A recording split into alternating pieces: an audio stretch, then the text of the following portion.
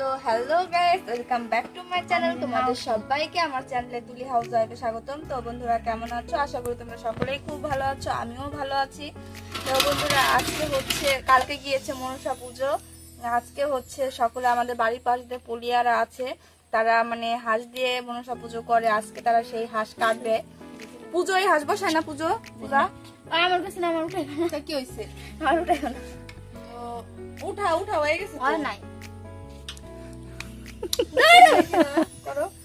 তো মনসা পূজা যার কারণে কালকে গিয়েছে, তো আজকে সবার বাড়িতে বাড়িতে পলিয়াদের বাড়িতে বাড়িতে সবার বাড়িতে বাড়িতে হাঁস কাটা হচ্ছে। তো আমরাও ভাবলাম যে তোমরা তো জানোই আমার খামারে অনেক হাঁস আছে, তো ওখান থেকে একটা হাঁস মর্দা হাঁস কেটে নিলাম। আর 7টা হাঁস, আমি কথা বলছি, 7টা হাঁস আছে, 8টা হাঁস ছিল, একটা হাঁস কেটে দিলাম আর 7টা হাঁস বিক্রি করে দিব। তার উপলক্ষে একটা হাঁস মানে কাটলাম, তো সেটাই আজ রান্না করব, তোমাদের দেখাবো। ওটা ওই পাটা তো বাসা হয়ে গেছে, এটাই যে ফ্রেশ বাসা, এটাই ভিডিও করা পারে না, পার না না বউ পার না। উঠে তোমার ডাহে এই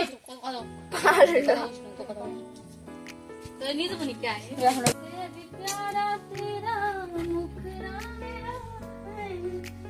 শেষ ননদ ভাই বোন মিলে হাঁসটা পরিষ্কার করলাম। এখন হাঁস পোড়ানোর পালা, তারপর করে কাটার পালা। তো চলো আমি গ্যাসে পুড়িয়ে নিচ্ছি।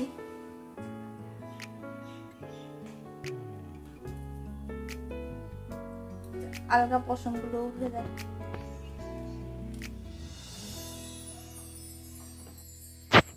এই হাঁসটা সবাই বেছে, চামড়া শুদ্ধ বেছে তারপরে পুড়ায়, যার কারণে হাঁসের মাংস চামড়া শুদ্ধ খেতেই মজা লাগে। আর চামড়া ছেলে দিলে কি খায় বলো?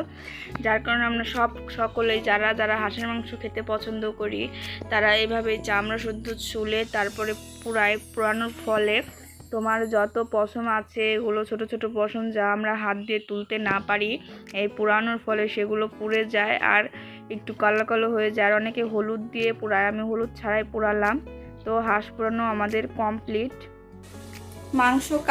মাংস ধুয়ে কুটে কমপ্লিট করে রেখেছি। এখন আমি রান্না করছি। তোমাদের দাদা বলেছিল খিচুড়ি রান্না করতে, কিন্তু আমি খিচুড়ি রান্না করলাম না, সাদা ভাত রান্না করলাম আর হাঁসের মাংসের ঝোল রান্না করলাম। দেখো রান্না করতে বসে গিয়েছি, সন্ধ্যা 7টা বেজে গিয়েছে, আর কিছু করতে মন চাচ্ছে না। এর জন্য হাঁসের মাংস আর হচ্ছে ভাত রান্না চাপিয়ে দিয়েছি।